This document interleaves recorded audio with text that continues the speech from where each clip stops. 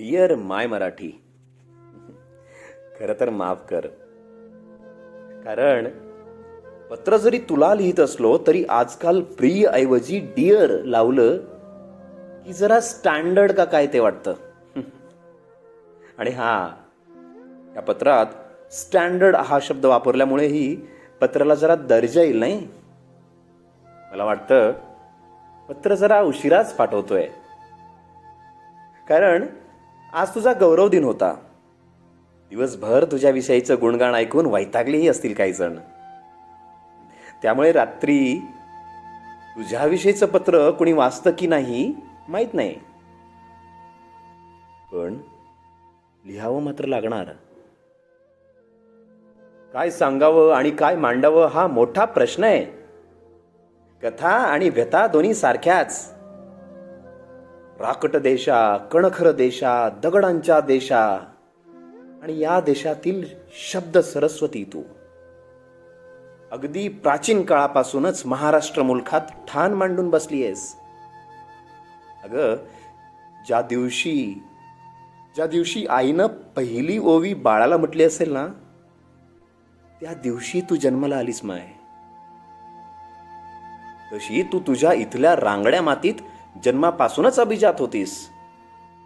तू एकटी वाटत असलीस तरी अनेकानेक मायबोलींनी नटलेली आणि विनटलेली तू आहेस. भाषेतील इतकी विविधता असणारी तू पहिलीच असशील नाही. इथल्या लोकसंस्कृतीला वाहून नेणारा तू झरा आहेस, जो एका विशाल संस्कृतीच्या समृद्ध महासागराला जाऊन मिळतो. संस्कृतीतले वेगवेगळे पट आणि भाषेचे वेगवेगळे लहेजे समोरे जातात.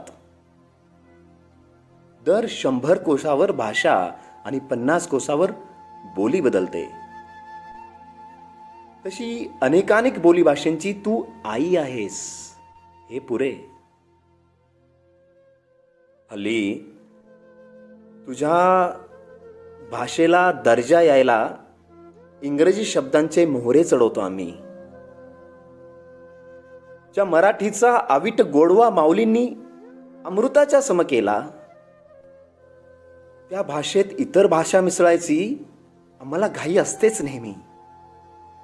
अगं, तुझ्या शब्दांना अगणित अलंकार आहेत, पण आजकाल आम्ही शब्दांपुढे एखादा इंग्रजी शब्द चिटकवला तर तो शब्द उठवून दिसतो, यावर आम्ही सहजासहजी विश्वास ठेवतो. म्हटलं तर गोड गैरसमज आहे हा. इंग्रजी मोबाईल नंबर सांगणं ठीक वाटत होतं, पण येणाऱ्या काळात हे आकडे मराठीत समजणारच नाहीत अशी अवस्था येऊ शकते. हे नाकारून चालणार नाही. इंग्रजी माध्यमांच्या शाळेतली लहानगी पोरं घड्याळातला वेळ सुद्धा जर मराठीत सांगितलं तर परेशान होतात, कारण इंग्रजी भाषेत समजण्याची सवय लागली आहे त्यांना. परवा माझ्या शेजारी राहणार एक मराठी कुटुंब, मराठीच बरं ते, मला सांगत होतं मोठ्या अभिमानानं की आमच्या डॉटरला तिच्या स्कूलमध्ये जर मराठीत बोललं ना तर पनिशमेंट मिळते बरं. आई मराठी धक्कादायक आहे, भयंकर आहे. इथपासून ते इथपर्यंत इतकं दुर्मिळ केलं आम्ही तुला, कदाचित तुझ्या एका लेकराला म्हणजेच कुसुमाग्रजांना ही दूरदृष्टी माहीत असावी. आणि म्हणून ते म्हणाले, परभाषेतही व्हा पारंगत, ज्ञान साधना करा तरी, माय मराठी मरते इकडे, परकीचे पाय चेपू नका. आणि मग पुढे म्हणतात की भाषा मरता देशही मरतो, भाषा मरता देशही मरतो, संस्कृतीचाही दिवा विझे, गुलाम भाषिक होऊन आपुल्या, प्रगतीचे शिर कापू नका. हे मात्र आजही तितकंच खरं आहे. अगं, ज्या प्राथमिक शाळेनं विचाराची समृद्धता रुजवली, त्या शाळेमधली रिकामी झालेले वर्ग शहरातल्या कॉन्व्हेंट शाळेने गजबजलेली दिसत आहेत. माय मराठीच्या अंगणात खेळणारे ही पाखरं या चिमण्या कुठं गेल्या? ज्या मराठी शाळेने वाचायला, लिहायला, जगायला आणि शिस्तीने वागायला शिकवल्यामुळे ज्या आज मोठ्या मोठ्या पदस्थ जाऊन जगाच्या नजरेत साहेब झालीत, आणि त्याच साहेबांच्या पाल्यांना इंग्रजी मीडियममध्ये घालून सर्वसाधारण शेतकरी पालकांसमोर तथाकथित आदर्श निर्माण केला यांनी. पण त्या आदर्शवत पावलांवर पावले टाकली गेली आणि खऱ्या अर्थानं मराठी शाळेचं अंगण रिकामं झालं. माय मराठीचं घरटं सुनं सुनं झालं. आणि कॉन्व्हेंटमुळे गुणवत्ता वाढली असं काही नाही. ज्या अर्थी पालक 12वीच्या परीक्षा केंद्राबाहेरून उत्तरं पुरवण्यासाठी गर्दी करतात ना, अगं त्या अर्थी मी अनुभवानं सांगतो, ती सर्वात जास्त पोरं कॉन्व्हेंट शाळेची आहेत. शिक्षणावरून आठवलं, मागच्याच 2-3 वर्ष आधीचा प्रसंग. माझं पदवीचं शिक्षण विज्ञान शाखेत झालं.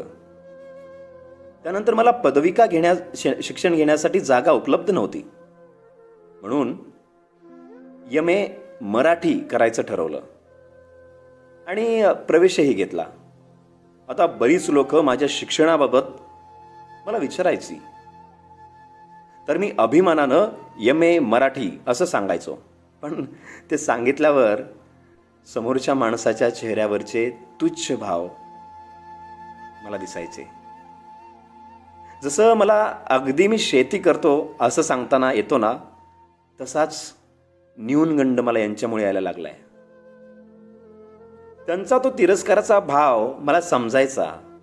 ते मिश्किल स्वरात काय उपयोग नाही म्हणत तिथेच त्यांचं बोलणं थांबवायचे आणि निघून जायचे. अजूनही प्रत्येकाला हा जहरी अनुभव येत असतो बरं. पण आपण जिला माय मानतो त्या मराठीसाठी खरं तर ही तिरस्काराची मानसिकता नाही का?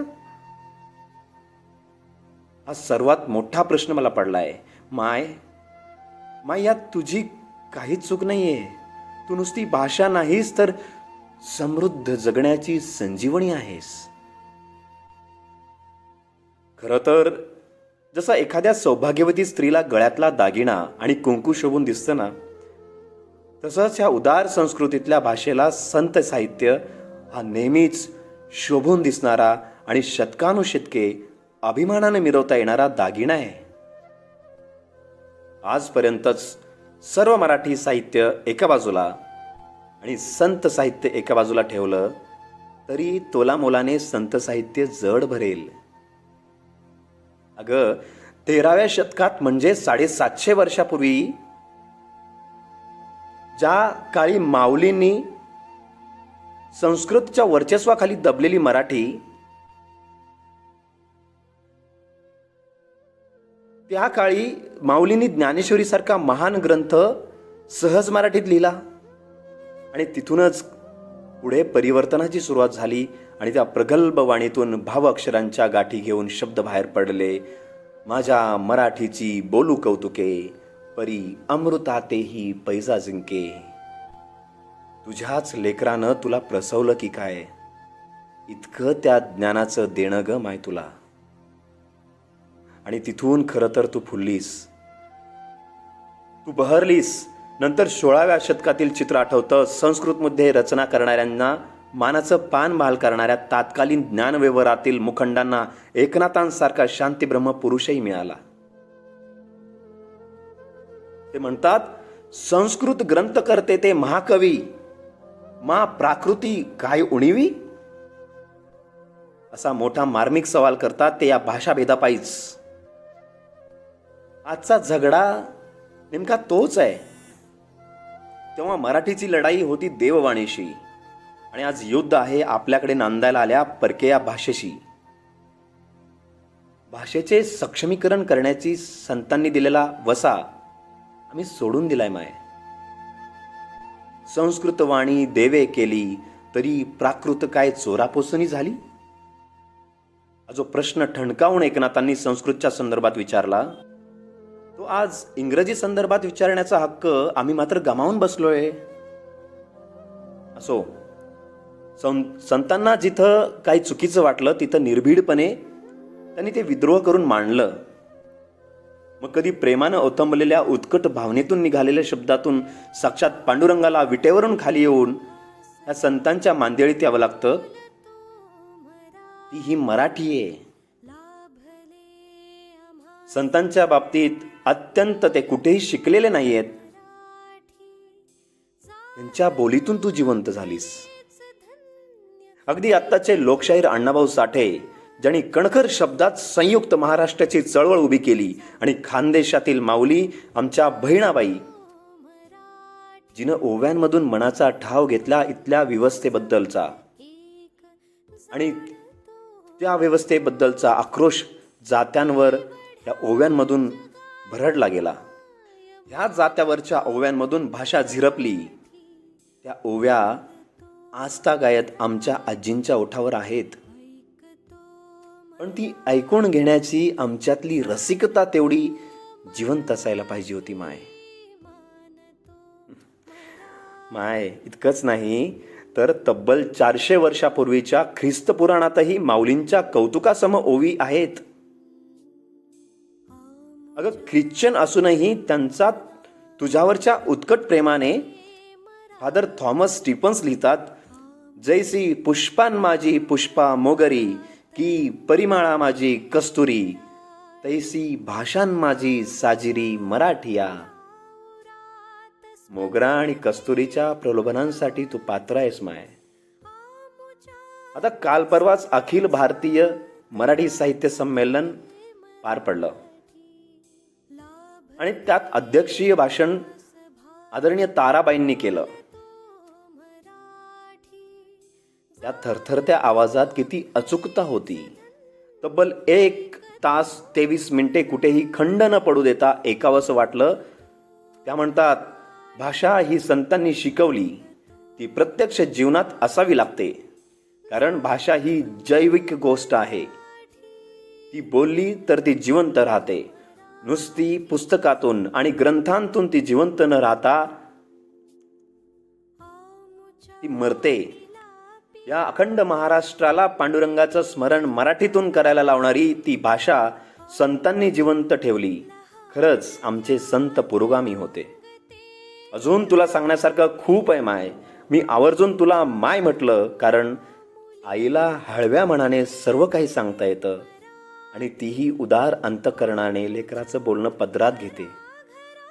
सरते शेवटी एवढंच सांगतो, ह्या जगातली सर्वात दुर्लभ गोष्ट म्हणजे चांगलं ऐकायला मिळणं किंवा चांगलं ऐकण्याचा योग येणं. तर इथल्या मराठी मनावर अभिजात तू होतीसच. सरकारी फरमानानं ह्यावर्षी त्याचा शिक्कामोर्तबही झाला. आनंद आहे.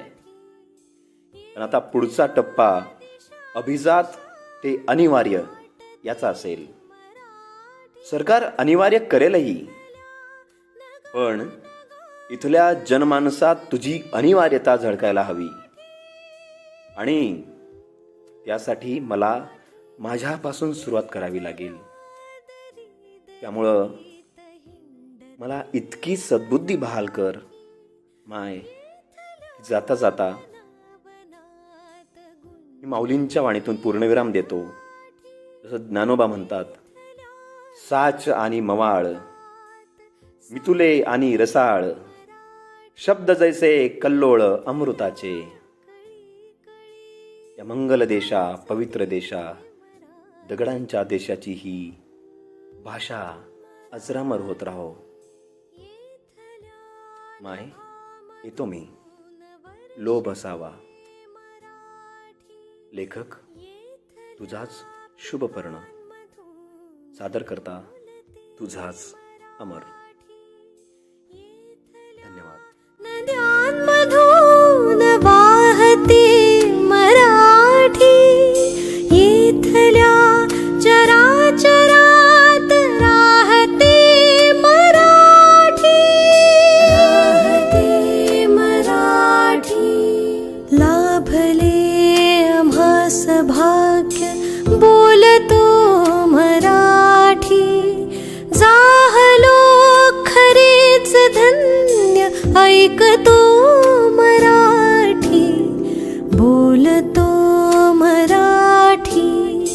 ऐकतो मराठी, जाणतो मराठी, मानतो मराठी, बोलतो मराठी, ऐकतो मराठी, जाणतो